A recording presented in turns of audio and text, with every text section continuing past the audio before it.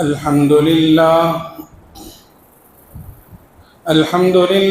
نحمده ونستعينه ونستغفره ونؤمن به ونتوكل عليه ونعوذ بالله من شرور أنفسنا ومن سيئات أعمالنا من يهده الله فلا مضل له ومن يضلله فلا هادي له ونشهد أن لا إله إلا الله ونشهد أن محمدًا عبده ورسوله أما بعد فإن خير الحديث كتاب الله وخير الهدي هدي محمد صلى الله عليه وسلم وشر الأمور محدثاتها وكل محدثة بدعة وكل بدعة ضلالة وكل ضلالة في النار فأعوذ بالله من الشيطان الرجيم بسم الله الرحمن الرحيم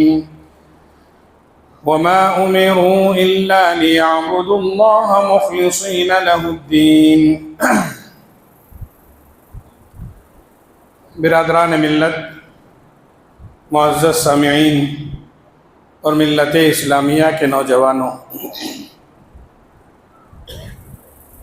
گزشتہ جمعہ میں نے آپ حضرات کے سامنے کسی بھی جمعیت، جماعت یا اجتماعیت کو مضبوط رکھنے کے لیے اسلام کے جو قوانین، اس کے احکام اور جو ضوابط ہیں، میں نے اسے بیان کرنے کی کوشش کی تھی۔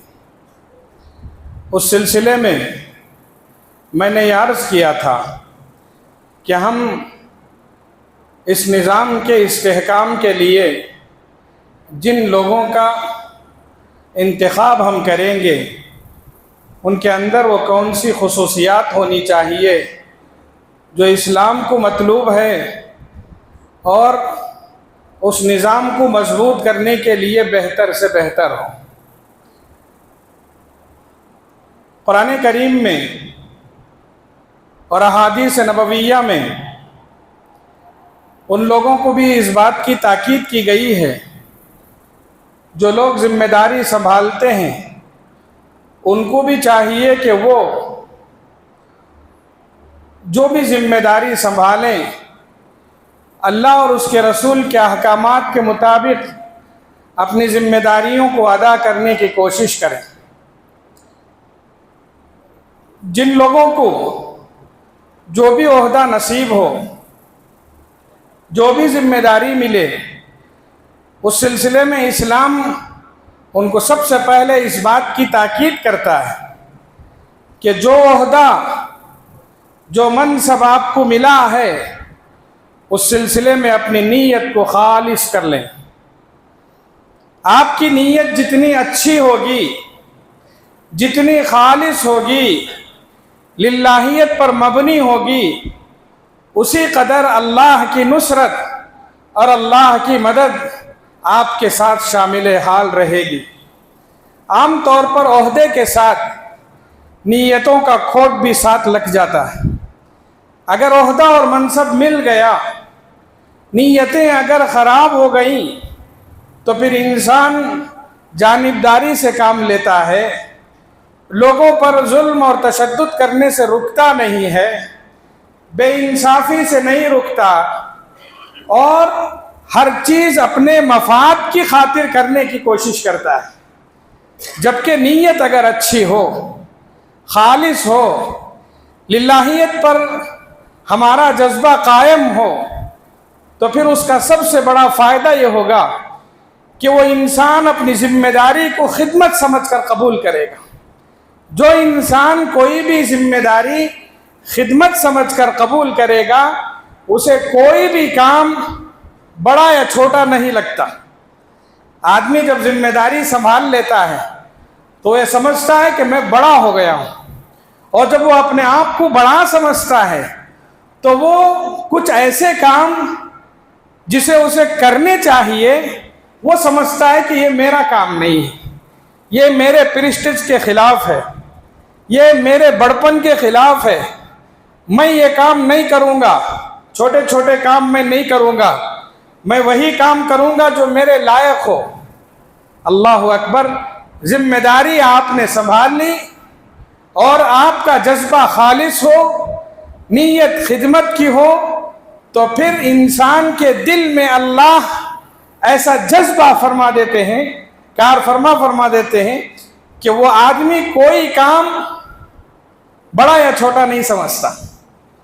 آپ جانتے ہیں رسول اللہ صلی اللہ علیہ وسلم سے بڑا عہدیدار اس دنیا میں کوئی تھا؟ کتنا بڑا عہدہ آپ کو، منصب نبوت، نبی تھے آپ، اس سے بڑا عہدہ کوئی ہے؟ اور نبی میں بھی انبیاء کے سردار تھے، وہ امام الانبیاء اور خاتم الانبیاء تھے، محبوب خدا تھے۔ اللہ تعالیٰ نے آپ کو عہدے کیا چیز ہیں، بڑا قرب عطا فرمایا تھا، بڑی نزدیکی عطا فرمائی تھی۔ اس سے بڑی بات اور کیا چاہیے کہ آپ کو اللہ نے اپنے دربار میں بلایا اسی زندگی میں، معراج کے سفر پر تشریف لے گئے تھے۔ دنیا کا کوئی ایسا عہدہ نہیں ہے جو کسی بھی رسول اللہ صلی اللہ علیہ وسلم کے کسی بھی مقام پر پہنچ سکے، مگر آپ جانتے ہیں آپ نے اپنی ہر ذمہ داری خدمت سمجھ کر قبول کی۔ وجہ یہی تھی، آپ دیکھیے رسول اللہ صلی اللہ علیہ وسلم کے سلسلے میں سیرت کی کتابوں میں لکھا ہے، کوئی بھی مکے کی یا مدینے کی بچی آپ کی انگلی پکڑ کر آپ کو لے کر چلتی کہ میرا فلاں کام ہے کروا دیجئے، آپ جھجکتے نہیں تھے۔ آپ یہ نہیں کہتے تھے تم تو چھوٹی بچی ہو، میں تمہارا کام کیوں کروں، میرا منصب دیکھا، میرا عہدہ دیکھا، میرا مقام دیکھا کہ میں تمہارے ساتھ چلوں؟ نہیں۔ روایات میں لکھا اگر کوئی بوڑھی خاتون، کوئی بچی آپ کی انگلی پکڑ کر چلتی تو آپ چلنے کے لیے تیار ہو جاتے۔ مشہور واقعہ، آپ علیہ السلام کے نبوت کے ابتدائی دور ہیں، خانہ کعبہ میں آپ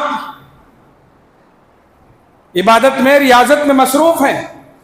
ایک شخص آتا ہے، اس نے آ کر لوگوں سے یہ کہا کہ مجھے ابو جہل میرا قرض واپس نہیں کر رہا ہے، آپ میں سے کوئی شخص ہے جو آپ میری مدد کر دے، ابو جہل سے میرا کام کروا دے۔ لوگوں نے کہا کہ نہیں، ہم تو یہ کام نہیں کر سکتے۔ جو لوگ بیٹھے ہوئے تھے وہ دشمن خدا تھے، ان کو مذاق سوجھا، انہوں نے کہا چلو آج تماشا دیکھیں گے۔ اس شخص کی طرف رہنمائی کر دی، یعنی رسول اللہ صلی اللہ علیہ وسلم کی طرف اشارہ فرمایا کہ جاؤ وہاں، وہ آپ کا کام کر دیں گے۔ اللہ اکبر، وقت کا نبی ہے، اس وقت کے سب سے خوش نصیب انسان ہیں، اللہ کے محبوب ترین انسان ہیں۔ ان کے پاس یہ شخص آتا ہے اور عرض کرتا ہے یا رسول اللہ کہ محمد آپ کی طرف لوگوں نے اشارہ کیا ہے کہ آپ مجھے ابو جہل سے قرض دلوا دیں گے۔ آپ نے یہ نہیں کہا کیا سمجھتے ہو کہ میں تمہارا کام کروں؟ قرض دلانا ایک معمولی کام تھا۔ روایات میں لکھا ہے کہ آپ اسی وقت اس شخص کے ساتھ گئے تھے۔ ابو جہل کا دروازہ کھٹکھٹایا، اور ہم سب جانتے ہیں یہ وہ دور تھا جب ابو جہل آپ کو تکلیف دینے کا کوئی موقع نہیں چھوڑتا تھا۔ آپ کہہ سکتے تھے بھائی وہ میرا دشمن ہے، میری بات نہیں مانے گا، آپ کہہ سکتے تھے تم اجنبی ہو، میں تمہاری بات نہیں سنوں گا، آپ کچھ بھی کہہ کر اس شخص کو باہر بھیج سکتے تھے، مگر آپ نے اس کو یہ کام خدمت سمجھ کر قبول کیا۔ گئے، تشریف لے گئے، ابو جہل کا مکان کھٹکھٹایا، اندر سے ابو جہل آیا، اور دنیا نے وہ منظر بھی دیکھا جب رسول اللہ صلی اللہ علیہ وسلم کے ایک بات پر ابو جہل اندر سے اس کا قرضہ لا کر واپس کیا۔ روایات جہاں جہاں اخلاص اور للہیت کی بات قرآن نے کہی ہے، وہاں شارحین نے یہ بات لکھی ہے کہ اگر کسی کو کوئی عہدہ ملے، کوئی ذمہ داری ملے، اگر اخلاص اور للہیت کے ساتھ اسے قبول کر لے اور خدمت سمجھ کر لوگوں کے کام انجام دیتا رہا، ذمہ داری سمجھ کر، اللہ اس کی زبان میں تاثیر عطا فرماتی۔ اللہ اس کی زبان میں تاثیر عطا فرماتے ہیں۔ اگر کسی نے عہدہ صرف یہ سوچ کر قبول کیا لوگ مجھے بڑا کہیں، میں کہیں جاؤں تو لوگ مجھے سلام کریں، میں کہیں جاؤں تو لوگ میرے لیے کھڑے ہوں، دنیا کے مقام اور مرتبہ کے لیے کوئی عہدہ حاصل کرنا چاہتا ہے، اس کی زبان میں تاثیر نہیں ہوگی۔ وہ کھڑے ہو کر کچھ بولے گا، لوگ سنی انسنی کر کے چلے جائیں گے۔ اگر ذمہ داری خدمت سمجھ کر قبول کرے تو پھر دیکھیے، وہ تو رسول تھے، اللہ کے نبی تھے، اور یہ وہ دور تھا جب رسول اللہ صلی اللہ علیہ وسلم کی بات ابو جہل سنتا ہی نہیں تھا۔ اس موقع پر دروازہ کھٹکھٹا کر کہا کہ بھائی اس کا قرض واپس کر دو۔ حدیث میں آتا ہے بلا چو بچڑا اندر گیا، اس کا قرض واپس کیا اور اسے واپس بھیجا۔ لوگوں نے کہا بھائی باہر تو بڑا نڈر بنتے ہو، گھر کے پاس رسول اللہ صلی اللہ علیہ وسلم تشریف لائے تو تم ڈر گئے، بنا کچھ کہے جا کر قرض واپس کر دیا اس شخص کا۔ ابو جہل نے کہا اگر میں قرض واپس نہ کرتا، محمد کی بات نہ کرتا، عین ممکن تھا کہ آپ کے پیچھے سے کوئی شخص آتا میرا سر پھوڑ دیتا۔ اللہ کی مدد اسی کو کہتے، خدمت خالص للہیت کے ساتھ اگر کریں اللہ تاثیر دیں گے۔ کہیں بھی آپ کو گھر کا اگر بڑا بنایا گیا ہے، آپ اسے خدمت سمجھیں، یہ مت سمجھیے میں گھر کا بڑا ہوں، محلے کے بڑے ہیں، مسجد کے بڑے ہیں، مدرسے کے بڑے ہیں۔ کہیں بھی آپ کو اللہ نے ذمہ داری دی ہے اسے خدمت سمجھ کر قبول کیجئے اور ان کے لیے کام کیجئے۔ چھوٹا کام بڑا کام تفریق چھوڑ دیجئے، کام کریں اللہ کے لیے کریں، انشاءاللہ آپ کے پاس کوئی فیصلہ آئے گا۔ آپ جب زبان کھولیں گے سامنے والا سر جھکا کر کہے گا آپ جو کہیں گے میں ماننے کے لیے تیار۔ سرکشی کب آتی ہے؟ جب سامنے والا یہ سوچے اسے کیا، یہ میرے فائدے کا کچھ نہیں سوچتا، وہ خلاف ورزی کرتا ہے۔ حضرات صحابہ کرام کو بڑے بڑے عہدے ملے، جانتے ہیں ابو بکر صدیق رضی اللہ تعالیٰ عنہ حضور صلی اللہ علیہ وسلم کے بعد پہلے خلیفہ تھے، بڑی ذمہ داری تھی۔ حضور صلی اللہ علیہ وسلم نے اپنی آخری زندگی میں امامت ان کے حوالے فرما دی تھی۔ خود آپ نے فرمایا میں نے سب کا بدلہ چکا دیا، ابو بکر کا بدلہ اللہ ہی دیں گے، اتنا ساتھ دیا تھا۔ بڑے انسان، بڑا عہدہ، بڑا مقام، بڑا مرتبہ، مگر اس بڑے مقام کے باوجود، بڑے عہدے کے باوجود کبھی انہوں نے کوئی کام بڑا یا چھوٹا سمجھا ہی نہیں۔ سب سے بڑا کام رسول اللہ صلی اللہ علیہ وسلم کے بعد خلافت کی ذمہ داری سنبھالی، اور اس ذمہ داری کے ضمن میں جب بھی کوئی بھی کام کرنے کی ضرورت پڑی سب سے پہلے وہ آگے رہتے تھے۔ مشہور واقعہ آپ جانتے ہوں گے، مکے میں ایک بڑھیا تھی، کوئی پوچھنے والا اس کا نہیں تھا، مدینہ منورہ میں کوئی شخص اسے پوچھنے والا نہیں تھا، مگر وقت پر اسے کھانا ملتا تھا، وقت پر اس کی روزی روٹی کا انتظام ہوتا تھا، وقت پر اسے ساری سہولتیں مل جاتی تھیں، گھر صاف ستھرا رہتا تھا، بظاہر اسے دیکھنے والا کوئی نہیں تھا۔ حضرت عمر رضی اللہ تعالیٰ عنہ کو ذرا یہ سوچنے پر مجبور ہوئے کہ آخر اس شخص کی مدد، اس عورت کی مدد کرنے والا کون ہے؟ یہ جان کر تب حیران ہوئے جب ان کو یہ پتہ چلا رات کے اندھیرے میں دن کے اجالے سے پہلے اس عورت کا سودا سلوف، اس عورت کی ساری ذمہ داریاں، اس عورت کی ساری ضرورتیں پوری کرنے والے حضرت ابوبکر صدیق ہیں۔ یہ کون تھے؟ وقت کے خلیفہ تھے۔ ان کی ذمہ داری تھی کہ گھر کے، معاشرے کے، محلے کے، وطن کے، ملک کے ایک ایک فرد کی ذمہ داری مجھ پر ہے، اور جہاں تک ہو سکے اپنی ذمہ داریوں کو بدست خود میں انجام دوں۔ آپ کے لیے ایک چھوٹا کام تھا وہ کہ کسی کو بولتے کہ بھائی اس کے لیے کھانے کا انتظام کر دو، 10 آدمی ٹوٹ پڑتے۔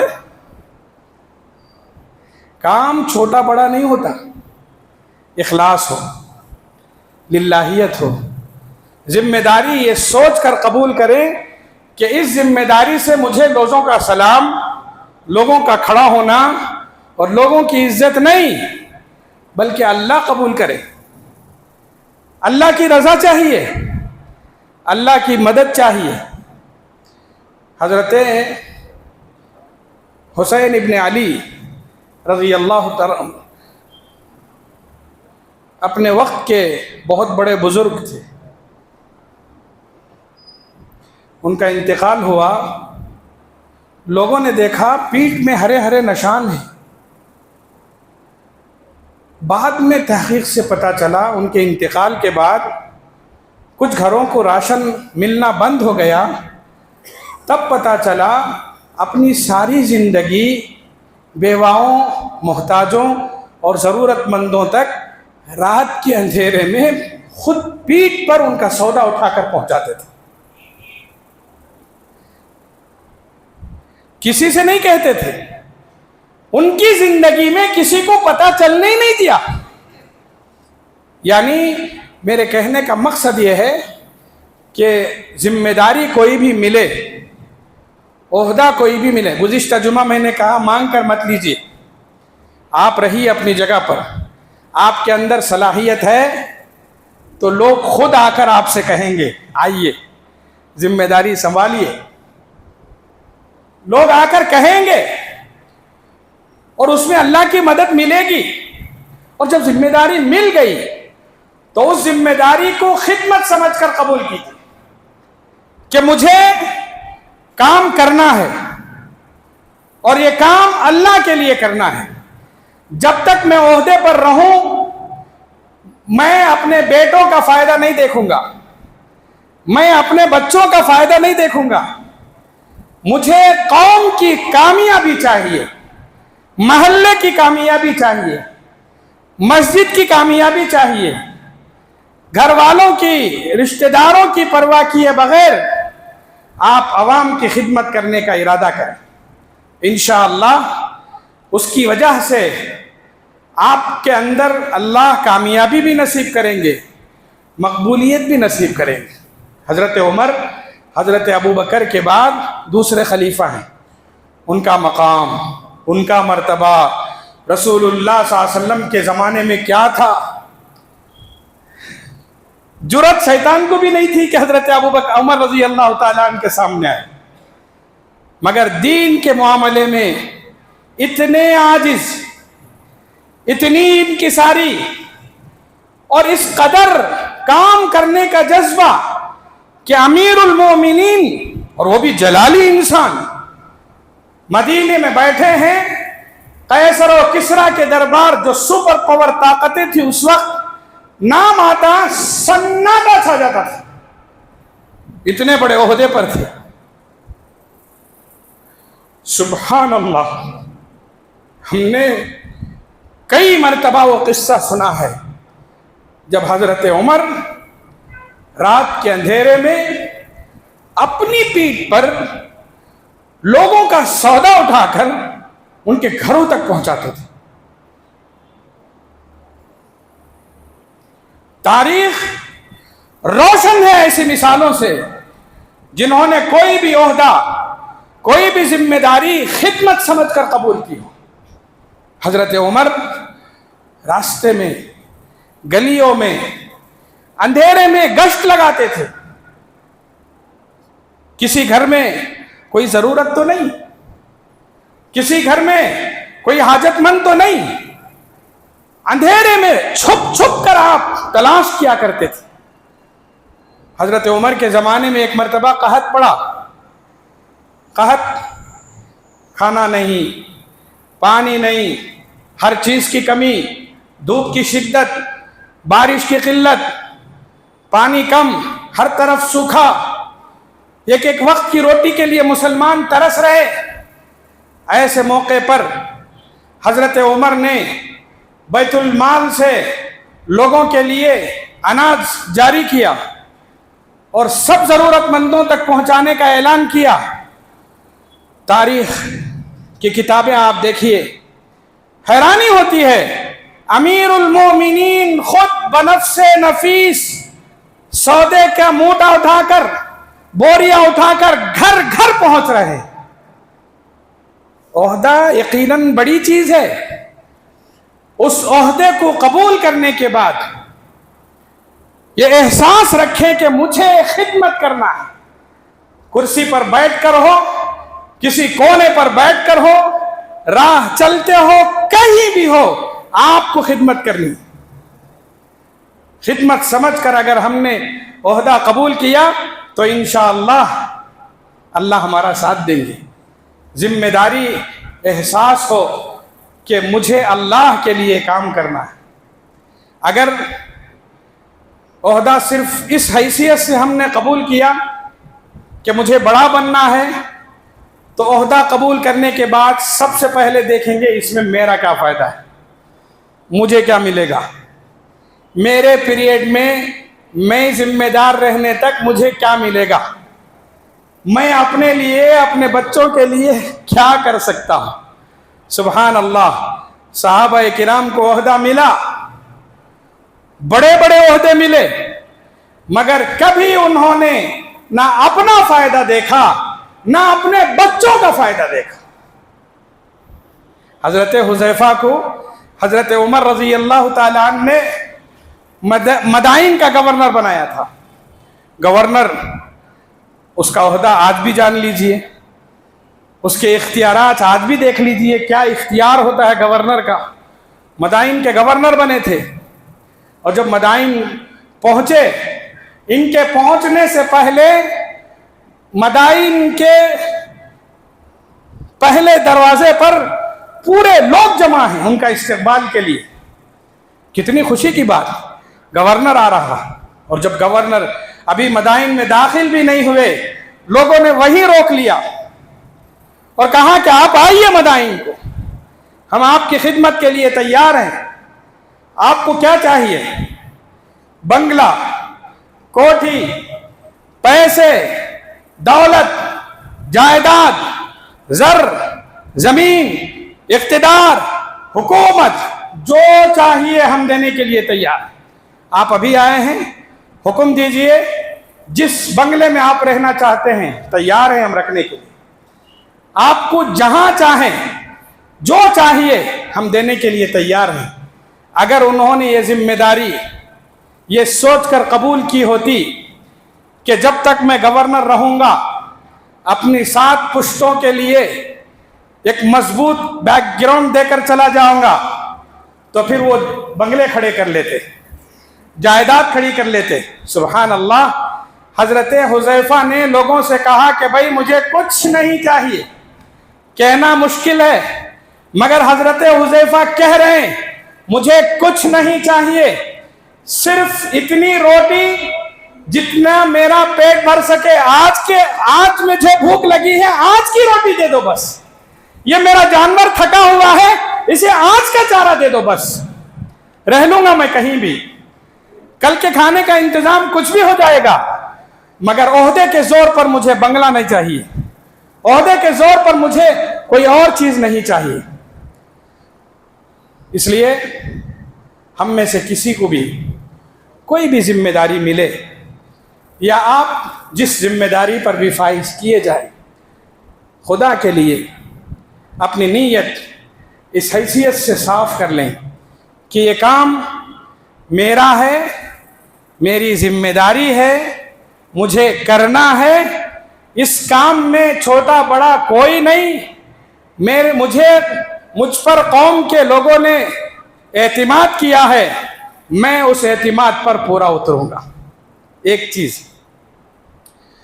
نیتوں کے اخلاص کے ساتھ ساتھ احساس ہو ذمہ داری کا. ذمہ داری کے احساس میں دو چیزیں ہیں. ایک یہ کہ آپ کے ذمے جو چیز ہے وہ آپ پورا کریں, اس میں کسی قسم کا تساہل نہ برتیں. ساری چیزیں قوم کی آپ کے پاس امانت ہیں, اس امانت کی پاسداری کریں. احساس ذمہ داری کا ایک مطلب یہ ہے کہ جتنے دن آپ اپنی ذمہ داری سنبھالیں گے اتنے دن آپ کے بڑے آزمائش کے دن ہوں گے. آزمائش اس حیثیت سے کہ جب آپ کی ذمہ داری ختم ہوگی یا اسی ذمہ داری کے دوران اللہ کے پاس حاضری ہو جائے, جتنے دن ہم نے ذمہ داری سنبھالی ہے اتنے دنوں کی ذمہ داری کا جواب دینا پڑے گا کہ آپ نے اپنی ذمہ داری کیسے سنبھالی. خیانت تو نہیں کی, ظلم تو نہیں کیا, بددیانتی تو نہیں کی, لوگوں کے ساتھ غلط معاملہ تو نہیں کیا, لوگوں کے ساتھ غلط رویہ تو اختیار نہیں کیا, اپنی زبان سے کسی کا دل تو نہیں دکھایا, اپنے رویے سے کسی کو تکلیف تو نہیں دی. اگر ہم نرمی کے ساتھ, احساس ذمہ داری کے ساتھ, اللہ کے پاس جواب دینے کے احساس کے ساتھ ہم نے یہ ذمہ داری ادا کی تو پھر گزشتہ جمعہ میں نے اللہ کا حکم سنایا, رسول اللہ کا حکم سنایا کہ اللہ آپ سے خوش ہوں گے, اللہ آپ کو نور کے منبروں پر بٹھائیں گے, اللہ آپ کو اپنے عرش کے سائے کے نیچے جگہ دیں گے. اور اگر ظلم ہوا تو ظاہر بات ہے ظلم کا بدلہ اللہ عین ممکن ہے دنیا ہی میں دے دیں, اور اگر نہ تو پھر آخرت میں تو آپ کو جواب دینا ہی دینا ہے. نیتیں خالص ہوں, ذمہ داری کا احساس ہو. تیسری اہم چیز جسے کہہ کر میں ختم کروں وہ یہ کہ آپ ذمہ دار بننے کے بعد قرآن یہ کہتا ہے کہ آپ کو فیصلے کا اختیار ہے. کوئی بھی معاملہ آپ کر سکتے ہیں, مگر آپ کے معاونین, آپ کے متعلقین, آپ کے محبین آگے بڑھ کر ضرورت پڑے تو سبھی سے مشورہ ضرور لیں. مشورے کے بغیر کوئی کام نہ کریں. مشورے میں برکت ہے, مشورے میں اجتماعیت ہے, مشورے کے بڑے فائدے ہیں. قرآن کریم میں یہ کہا گیا ہے, رسول اللہ صلی اللہ علیہ وسلم کو حکم دیا گیا کہ ہم مانتے ہیں کہ آپ بڑے ہیں, امیر ہیں, قائد ہیں, نبی ہیں, مگر اس کے باوجود اجتماعیت کو باقی رکھنے کے لیے چاہیے کہ آپ مشورہ کریں. مشورے کے الگ الگ طریقے ہو سکتے ہیں. ضرورت پڑے تو اپنے نائب سے مشورہ لیں, ضرورت پڑے تو اور لوگوں سے مشورہ لیں, پھر ضرورت پڑے سبھی سے مشورے کی ضرورت ہو ضرور مشورہ کریں. قرآن کریم میں اس سلسلے میں بڑی مثالیں ہمیں ملتی ہیں. غزوہ احد میں کیا ہوا تھا؟ تو اس سے پہلے غزوہ بدر ہوئی. غزوہ بدر میں رسول اللہ صلی اللہ علیہ وسلم اور صحابہ کرام نکلے تھے مدینے سے, یہ سوچ کر کہ ابو سفیان کا جو قافلہ مدینے کے اطراف سے گزر رہا ہے ذرا ان کو بتائیں کہ اب ہم پرانے مکے والے نہیں ہیں, ہمارے اندر طاقت آ گئی ہے, اگر تم کچھ کرو گے ہم بدلہ لیں گے. یہ بتانے کے لیے نکلے تھے. مگر جب مدینے سے باہر نکلے ابو سفیان کو پتہ چلا تو اس نے ابو جہل کو اطلاع دی اور پھر وہاں سے ایک بڑا قافلہ آ گیا. بتانے کے لیے نکلے تھے مگر اب جنگ کی نوبت آ گئی. مدینے سے نکلے تھے, ہتھیار نہیں تھے, جانور سواریاں پوری نہیں تھیں, ذہنی طور پر تیار بھی نہیں تھے. ایسے موقع پر رسول اللہ صلی اللہ علیہ وسلم نے جو سب سے بڑا کام کیا وہ یہ لوگوں سے مشورہ کیا. آپ امیر تھے, بڑے تھے, چاہتے تو کہتے چلو چلے جائیں گے, یا یہ بھی کہہ سکتے تھے کہ نہیں آ گئے ہیں تو لڑیں گے. کہا کہ نہیں, میرا ایک نہیں, آپ بتاؤ. پہلے کبار صحابہ کو بلایا, بھائی بتاؤ کیا کریں. بڑے بڑے صحابہ نے مشورہ دیا. پھر اس کے بعد انصار صحابہ کو بلایا, مہاجر صحابہ کو بلایا, پھر آخر میں نوجوانوں کو بلایا. پھر کہا کہ بھائی سب لوگ مشورہ دو, اور سب کے مشورے کے بعد آپ علیہ الصلاۃ والسلام نے جنگ کا فیصلہ کیا. اور ہم سب جانتے ہیں اس مشورے کے بعد جو فیصلہ ہوا, جو برکت ہوئی, لڑائی ہوئی, جہاد ہوا, 313 1000 پر غالب آئے. جنگ احد میں بھی رسول اللہ صلی اللہ علیہ وسلم اور صحابہ کو جب شکست ہوئی, پہلے مرحلے کے بعد دوسرے مرحلے میں شکست ہوئی, سب پریشان تھے, صحابہ پریشان تھے. رسول اللہ صلی اللہ علیہ وسلم کو اللہ نے حکم دیا جمع کرو سب کو, جمع کرو سب کو. اور پھر اس کے بعد ان کی جو چوک ہوئی تھی اسے بتایا. پھر رسول اللہ صلی اللہ علیہ وسلم سے فرمایا کہ محمد صلی اللہ علیہ وسلم نرمی اختیار کریں اور ان سے مشورہ کریں. فَبِمَا رَحْمَةٍ مِّنَ اللَّهِ لِنْتَ لَهُمْ وَلَوْ كُنْتَ فَضًّا غَلِيظَ الْقَلْبِ لَانفَضُّوا مِنْ حَوْلِكَ فَاعْفُ عَنْهُمْ. ایک امیر کے لیے چاہیے وہ نرم ہو, عہدیدار اور ذمہ دار کو چاہیے کہ وہ نرم ہو. اس کی تفصیل میں نے گزشتہ جمعہ بیان کی. پھر اس کے بعد فَبِمَا رَحْمَةٍ وَلَوْ كُنْتَ فَضًّا غَلِيظَ الْقَلْبِ لَانفَضُّوا مِنْ حَوْلِكَ فَاعْفُ عَنْهُمْ. غلطی کریں گے, معاشرے کی ذمہ داری جب آپ کو ملے گی, بہت سارے لوگوں کے بارے میں پتہ چلے گا آپ کو, ان کے ساتھ نرم رویہ, معافی کا رویہ اختیار. فَاعْفُ عَنْهُمْ. ان کے گناہوں پر آپ دعا کیجیے, اللہ ان کی مغفرت فرمائے. وَشَاوِرْهُمْ فِي الْأَمْرِ. اور ان سے مشورہ کریں, اور پھر مشورے کے بعد فیصلے کا اختیار آپ کو ہوتا ہے. اس لیے مشورہ کریں ضرور, مشورے میں بڑی برکت ہوتی ہے. حضرت ابراہیم علیہ السلام نے خواب میں دیکھا, حکم اللہ ہی کا تھا کہ اپنے بچے کو ذبح کر رہے ہیں, اور جس بچے کو ذبح کرنا ہے اس کا ذہن بنانے کے لیے یہ نہیں کہا کہ مجھے اللہ کا حکم ہوا میں تمہیں ذبح کر رہا ہوں, نہیں, بلکہ بلایا. بلانے کے بعد کہا کہ بیٹا میں نے خواب میں دیکھا ہے کہ آپ کو ذبح کر رہا ہوں, آپ کا کیا خیال ہے. قرآن کا اسلوب دیکھیے, باپ ہیں, حکم دے کر لٹھا کر ذبح کر سکتے ہیں, اور یہی حکم ہوا تھا کہ آپ ان کو ذبح کریں.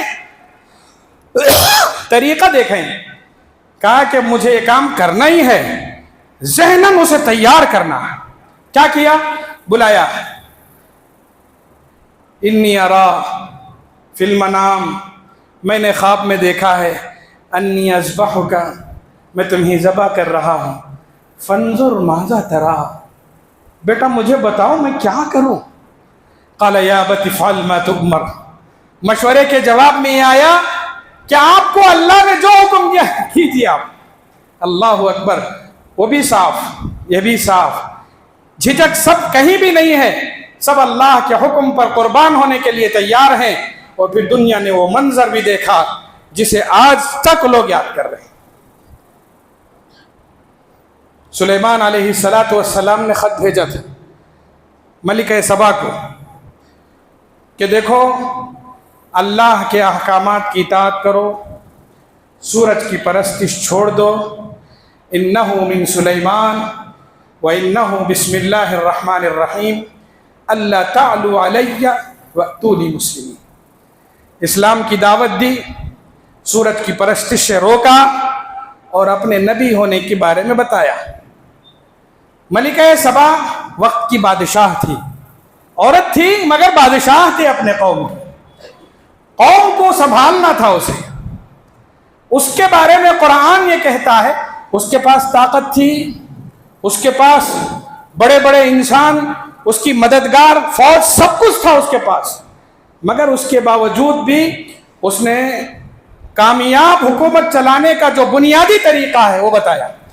قالت یا ایھا الملأ افتونی فی امری. ملکہ سبا ہے، وہ چاہتی تو سلیمان علیہ السلام کے خلاف کچھ بھی اعلان کر سکتی تھی، فوج کو کہتی بھاگ جاتے، کچھ بھی کہہ سکتی تھی، مگر بنیاد دیکھیے. قرآن یہ کہتا ہے ملکہ سبا نے لوگوں کو جمع کر کے کہا افتونی فی امری، میرے بارے میں اس سلسلے میں مشورہ دو.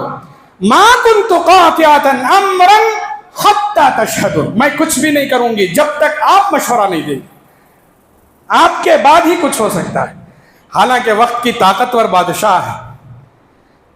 قرآن کی آیتیں ہمیں بتلا رہی ہیں کہ ہم کوئی ذمہ داری سنبھالیں تو اس ذمہ داری کو خالص نیتی کے ساتھ قبول کریں، ذمہ داری کے احساس کے ساتھ قبول کریں، جواب دینے کا احساس رکھیں اور ہر کام مشورے کے ساتھ کریں. انشاءاللہ اجتماعیت قائم ہوگی. آخر میں ایک درخواست کر کے ختم کروں گا. عہدے آتے جاتے رہتے، آج کسی کو عہدہ ملا کل کسی اور کو ملے گا، کسی اور کا عہدہ آج آپ کو ملے گا، آپ کا عہدہ کل کسی اور کو ملے گا. اس لیے جو لوگ بھی ذمہ داری سنبھالیں وہ یاد رکھیں کہ پچھلے جو ذمہ دار تھے انہوں نے بھی اس کام کو خدمت سمجھ کر ہی قبول کیا، اور ایک طویل مدت وہ کام ذمہ داری سمجھ کر ادا کرتے. ممکن ہے بشر اور انسان ہونے کے ناطے کہیں نہ کہیں نقص ہوا ہوگا، اور وہی کمیاں دوبارہ ہم سے بھی دہرائی جا سکتی ہیں. جو غلطی پچھلے لوگ کیے ہوں، خدا نہ کرے کیے ہوں، میں بشر ہونے کے ناطے کے کہیں کوئی کمی ہو، اس کمی کا اظہار برملا سب کے سامنے نہ کریں، کسی کو رسوا نہ کریں. کوئی بھی ذمہ داری سنبھالتا ہے تو یہی سوچتا ہے کہ میں ذمہ دار ہوں، مجھ سے فائدہ ہو لوگوں کا. خدا را ان کی محنتوں کو رائے گا ہونے نہ دے. ان کی نیتیں اللہ جانتے ہیں، ان کی خدمتیں اللہ جانتے ہیں. ان کے درمیان ہم آ کر کوئی بات، کوئی کام، کوئی حرکت، کوئی فعل ایسا نہ کریں جس سے سابقہ لوگوں کو نقصان پہنچے یا ان کی رسوائی ہو. یاد رکھیں زمانہ بدلتا ہے. نیتیں اگر ہماری یہ ہوں کہ پرانے لوگوں کی رسوائی کریں، عین ممکن ہے ایک دن وہ بھی آئے گا آپ کے بعد آپ کو رسوا کرنے والے لوگ آئیں. اس وقت کیا ہوگا؟ اس لیے خلفائے راشدین آپ دیکھیے یا اسلامی حکومت کے عہدیداروں کو آپ دیکھیے، کہیں آپ کو یہ نہیں ملے گا میں ذمہ داری سنبھالا ہوں، پچھلے صاحب نے بہت نقصان کر دیا، انہوں نے ذمہ داری ادا نہیں کی، انہوں نے نقصان کر دیا، انہوں نے قوم کا کوئی بھلا نہیں کیا. اگر انہوں نے کچھ کمی دیکھی بھی تھی تو اس کمی کو پورا کرنے کی کوشش کی، مگر کسی کے سامنے ان کو رسوا نہیں کیا. یہ آخری درخواست ہے کہ کسی بھی نئے عہدیدار کو یہ حق نہیں کہ وہ پرانے کسی عہدیدار یا منصبدار کو رسوا کرنے یا کچھ بھی کرنے کی کوشش. ہاں اگر اچھائیاں آپ کو نظر آ رہی ہیں اسے سامنے کیجیے، کہیے یہ خدمت ہوئی ہے، یہ خدمت ہوئی ہے، یہ خدمت ہوئی ہے، یہاں فائدہ ہوا ہے، یہ کام مشکل تھا انہوں نے آسان کر دیا، وہ دور مشکل تھا اس میں انہوں نے یہ کام کیا، وہ کام نہیں ہو سکتا تھا انہوں نے کیا ہے. کمیاں ہیں، رہیں گی، ہو سکتا ہے کمیاں ہیں، تو ان کمیوں کو آپ دیکھ کر ازالہ کرنے کی کوشش کریں، نہ کہ آپ اسے پھیلائیں، جس کی وجہ سے سابقہ خادموں کو، سابقہ خدمت گزار احباب کو نقصان ہو، یا رسوائی ہو، یا شرمندگی ہو، یا بیجا کسی قسم کی بدنامی ہو۔ عین ممکن ہے دل دکھے، اللہ ناراض ہو جائے۔ اس لیے نئے آنے والے ذمہ دار اپنی ذمہ داری کو سنبھالیں، سمجھیں، اس کی حیثیت پہچانیں، اور سب سے پہلے خدمت سمجھ کر قبول کریں، ذمہ داری کا احساس رکھیں، اللہ کو راضی کرنے کی کوشش کریں۔ آپ اسلامی احکامات، قوانین اور ضوابط کے مطابق ذمہ داری سنبھالیں گے تو انشاءاللہ اللہ کی مدد آئے گی۔ اور اگر ذمہ داری کو دنیا کے لیے آپ نے سنبھالی تو حدیث میں صاف کہہ دیا گیا، ذمہ داری تو آپ کو مل جائے گی، اللہ کی مدد نہیں ملے گی۔ آپ کو کیا چاہیے سوچ لیں، ذمہ داری، اس کے ساتھ اللہ کی مدد، یا صرف ذمہ داری؟ اگر صرف ذمہ داری چاہیے، جو چاہے کرے، اللہ دیکھ لیں گے۔ اگر ذمہ داری کے ساتھ اللہ کی مدد چاہیے تو پھر آپ اسلامی قوانین پڑھیں، ضوابط پڑھیں، اور ذمہ داری کو ادا کرنے کے جو ضوابط قرآن اور حدیث میں بیان کیے گئے ہیں ان کو پڑھ کر، سمجھ کر ذمہ داری ادا کریں۔ اللہ ہم سب کو عمل کی توفیق نصیب فرمائے، صحیح فیصلہ کرنے کی توفیق عطا فرمائے، اور صحیح طور پر سب کو مل جل کر آگے بڑھنے کی اللہ ہم سب کو توفیق عطا فرمائے۔ وآخر دعوانا